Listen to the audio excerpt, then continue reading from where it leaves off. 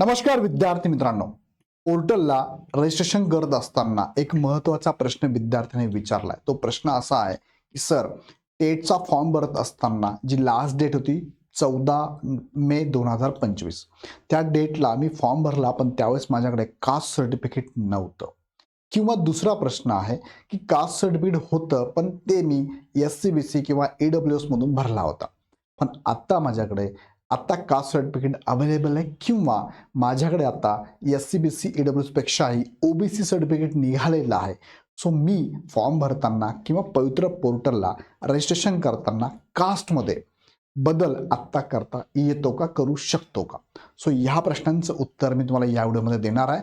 With proof दाखवतो की त्यांनी त्यांच्या परिपत्रकामध्ये जे त्यांनी सूचनापत्र पाठवलं त्यात काय म्हटलेलं आहे आणि फॉर्म भरताना सुद्धा तिथे काय विचारलं जातं. सो हा व्हिडिओ शेवटपर्यंत बघा आणि ह्या प्रश्नांचं उत्तर विथ प्रूफ समजून घ्या. अशाच प्रकारचे नवनवीन व्हिडिओ आणि नवीन अपडेट आणि तुमच्या मनातल्या प्रश्नांची उत्तरं जाणून घ्यायची असेल तर चॅनल सबस्क्राईब करून बेल आयकॉन क्लिक करा. आणि आवडला व्हिडिओ तर लाईक नक्की करा, कमेंटमध्ये नक्की कळवा आणि तुमच्या मित्रांना शेअर करा.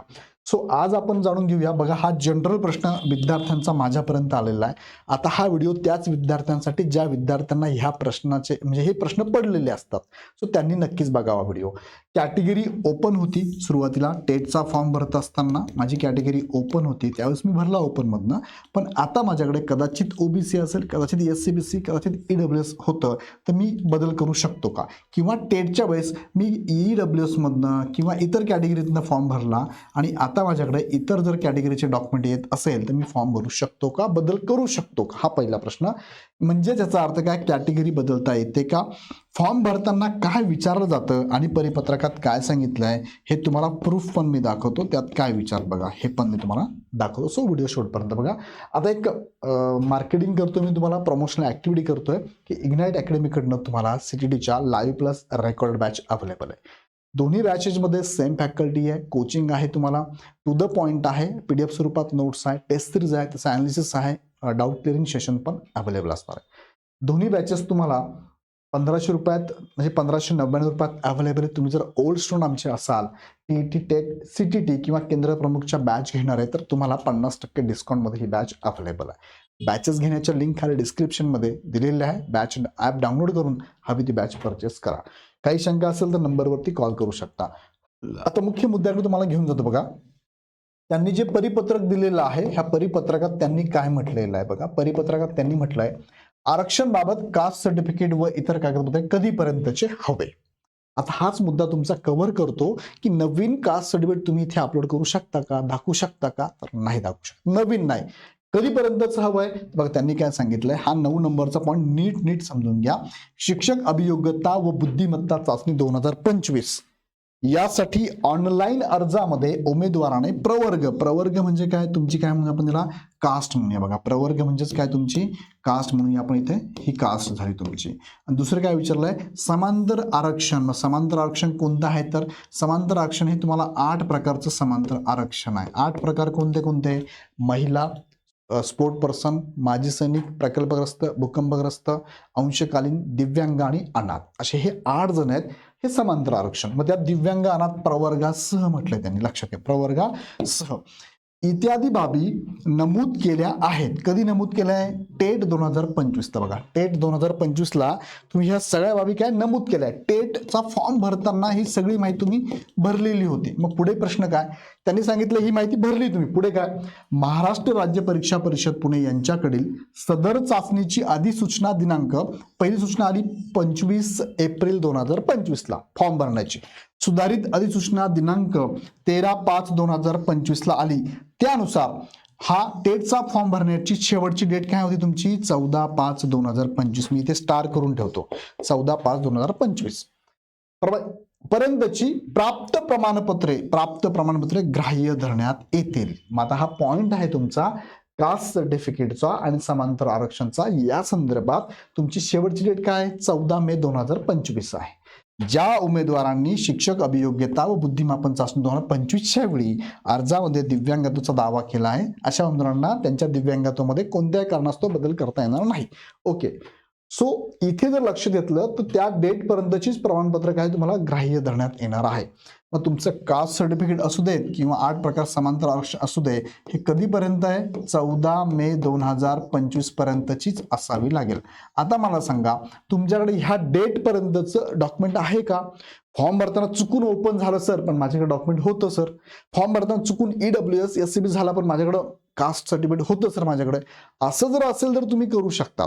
असं जर असेल तर पण तुम्ही टेटच्या वेळेस ज्या सर्टिफिकेटद्वारे फॉर्म भरला तेच सर्टिफिकेट असेल, त्याच्यापेक्षा वेगळं नसेल, त्या डेटच्या पर्यंत तर नाही भरता येणार. ह्या डेट नंतर तुमचं निघत असेल, काढलं पण असेल, काही OBC काढलं असेल, SCBC काढलं असेल, EWS काढलं असेल, काही नाही, किंवा काही चुकून भरलंय सर, मी कास्टमधून भरलं आणि आता माझ्याकडे कास्ट नाही सर्टिफिकेट, काय करावं सर, असाही प्रश्न मला असेल की नाही. ते ओपन मध्ये जाऊ शकतात ते मुलं. ओपन मध्ये ऑलवेज वेलकम आहे. ओपन ज्यांना डॉक्युमेंट्स लागत नाही, ओपन ज्यांना काही लागतच नाही. पण इतर कॅटेगरी सर्टिफिकेट जर कॅटेगरीमधनं तुम्हाला जर पवित्र पोर्टलला रजिस्ट्रेशन करायचं असेल तर ह्या डेटच्या पर्यंत किंवा ह्या डेटच्या अगोदरचं सर्टिफिकेट लागेल. असेल तर भरू शकता, नसेल तर नाही भरू शकत. सो हे झालं त्यांचं लिखित स्वरूपात त्यांनी दिलेलं हे उत्तर आहे.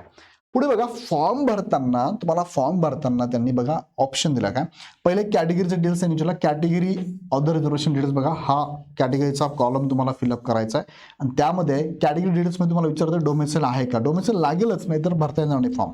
आणि दुसरा जो प्रश्न आहे तो कॅटेगरी ऑफ अप्लिकंट, तुमची कॅटेगरी काय. तुम्ही जेव्हा जी कॅटेगरी टाकतात ना, ती कॅटेगरीचं काय विचारलं जातं बरं, 3 गोष्टी त्याच्या बघा. पहिले सर्टिफिकेट नंबर विचारला जातो आणि महत्वाचा मुद्दा सर्टिफिकेट इश्युइंग डेट विचारली जाते. आता ही डेट का बरं घेतली असेल बरं, कारण त्यांनी परिपत्रकात मेन्शन केलंय 14 मे पूर्वीच लागेल म्हणून डेट घेतली जाते आणि मग डॉक्युमेंट पण तुम्हाला अपलोड करावा लागतं. सो हे फॉर्म भरताना विचारताय आणि त्यांनी दिलेली नोटीस पण तशी आहे. सो याचा अर्थ असा होतो की तुम्हाला नवीन, म्हणजे तुम्हाला जो प्रश्न मी तुम्हाला सुरुवातीला विचारला आहे की तुम्हाला कॅटेगरीमध्ये बदल करता येणार नाही.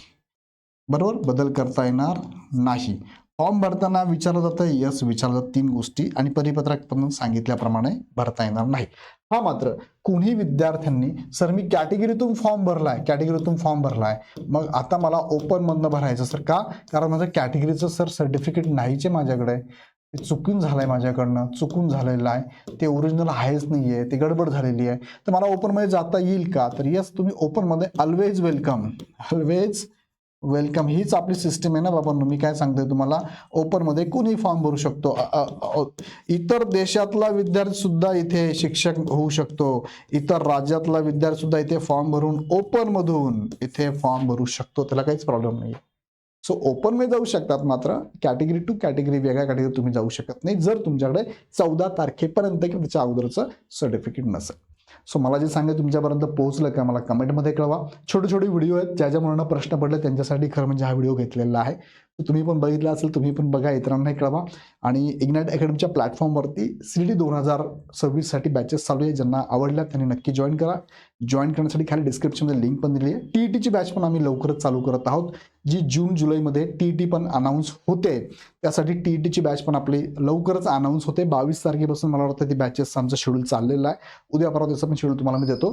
ॲप तुम्ही प्ले स्टोरवरून डाऊन करून हवी ती बॅच घेऊ शकता. अडचण असेल तर ह्या नंबरलाही कॉल करू शकतात. सो व्हिडिओ आवडला तर लाईक करा, चॅनल सबस्क्राईब करा. पुन्हा व्हिडिओ आपण नेक्स्ट मध्ये. खूप खूप धन्यवाद.